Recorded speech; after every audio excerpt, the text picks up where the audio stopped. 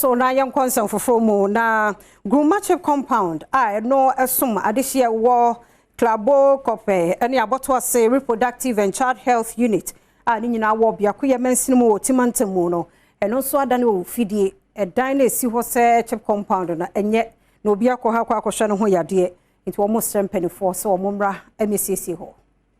Sada yi ewo ena apomdi adwumayefo wo mo ewo Abotoase RCH eye adwuma ewo ho no mu a omanfo ko ekogya rehwe nenso tibi ewo mu no enye omanfo ne keka won sase edisi sada yi ya wode ya yaresabia nenso emfie pini ensese bia ema ho emane boni obrempombo wusu ekoho no okohunu se edan ne ho apapai ya hwe ye betimi adwere gudi wo hawo abre omanfo the senti ena abrantie Steven Kwame Nyako ya woda sharp herba center wono anso ena ye imboost herba mixture akwakosi edan foforo kra edi ama Ghana Health Service ya sesei omanfo wo biakoye mensini mo betimi akoho akogye arehwe oni Adom Kasee atwetwe nkomo ena wodi tu just say apomde mapa ho hia pa ewo mensini biye mu senti ena okoye sado yi enwechi apomdi adwumayefo wa mo wasoye ho Augustina Akpabite eni Olivia Asamba eni Adom Kasee hwetwe nkomo editu jase saa dan ya na akakakra na adweragui edi wo haw ene bre wo mo pa sese wanya dan fofori wani so obeda ora Steven Nyako ase yesu na hanso frama timi bo kese ti ya ne yesu se dan ko betimi ebubu egu yenso ti ebi wa ya bakra yent na so ne na ya kwhye ase o because yesu ye nkwa ti we no mama ndi o ma boa yempa na ye need enough space ohusa and ye 3 facilities there were one building you were club men about to one building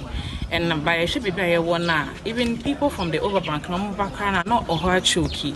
even where to even place our staff files near the corner na abeye asema my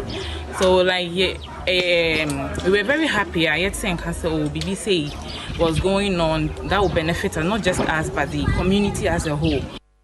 Ebra wo bi dan no no mensini soafo Joshua Makubu enso bepiem ewo ho no mu a obo wo no be ye saado ye abaso se wadwe omanfo ho a okokuru dan Kasee esi ho no ede ma wo mu Kasee Emma, the CEO of Sharp Herbs, say wabon modern.